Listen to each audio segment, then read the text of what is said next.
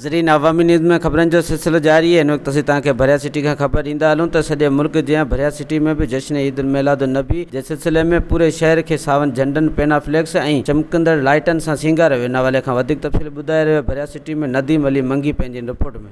नाज़रीन सॼे मुल्क जीअं भरिया सिटी में भी जमात इस्लाहुल मुस्लिमीन सुन्नी तहरीक ऐं ॿियनि जमातनि पारां शानदार रैली निकिती आहे। इन रैलीअ में मासूम ॿारनि पिणु शिरकत कई जॾहिं त सॼे शहर भरिया सिटीअ खे सायनि झंडनि चमकीली लाइटुनि सां सिंगारियो वियो आहे। मस्जिदनि घरनि खे सिंगारियो वियो आहे। इन मौक़े ते हींअर असां आशिक़ाने रसूल सां बीठा आहियूं। अचो त हुननि खां पुछूं त हुननि जो छा चवणु आहे। अल्हम्दुलिल्लाह सुम अल्हम्दुलिल्लाह।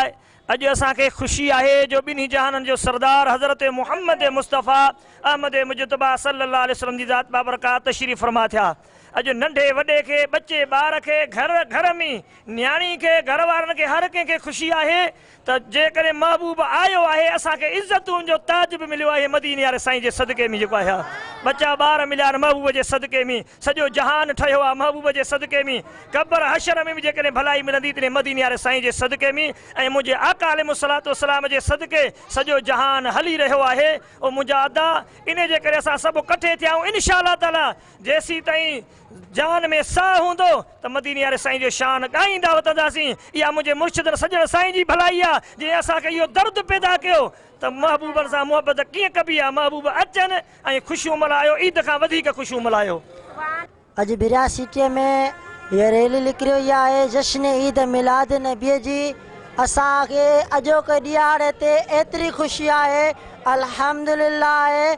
हुज़ूर करीम सल्लल्लाहु अलैहि वसल्लम जिन तशरीफ़ खणी आया। जज़्बे जनून सां असां रैली कढी जंहिंमें माशाअल्लाह काफ़ी आवाम हुई ऐं वॾो असांखे जज़्बो ऐं वॾो असांखे ख़ुशी पैदा थी त माण्हुनि असांखां साथ ॾिनो ऐं असां सां गॾु हलिया। सफ़ा जोश जज़्बे सां मल्हायो आहे। इंशाअल्लाह आईंदे बि साल असां जोश जज़्बे सां मल्हाईंदासीं। पंहिंजे औलाद खे बि सम्झाईंदासीं। तमामु दिलि खां वॾी ख़ुशी थी रही आहे। नबी सही राह ते हलो ऐं असांजे लाइ सुठा कपिड़ा पाराए सुठी जज़्बे जोश सां हीअ ॾींहुं मल्हाईंदासीं। हुननि जो इहो चवणु हो त हीउ ॾियारो असांजो वॾे में वॾो ॾियारो आहे। असां 12 रबीउल अव्वल खे ईद जे ॾियारे वांगुरु मल्हाईंदा आहियूं। हिननि चयो त असांजा ॿार सुबुह साण ई तयारु थी रैलीअ में शिरकत कनि था। जॾहिं त रैली सॼे शहर खां थींदी मेन स्टॉप ते पहुती जिते दुआ घुरी वई।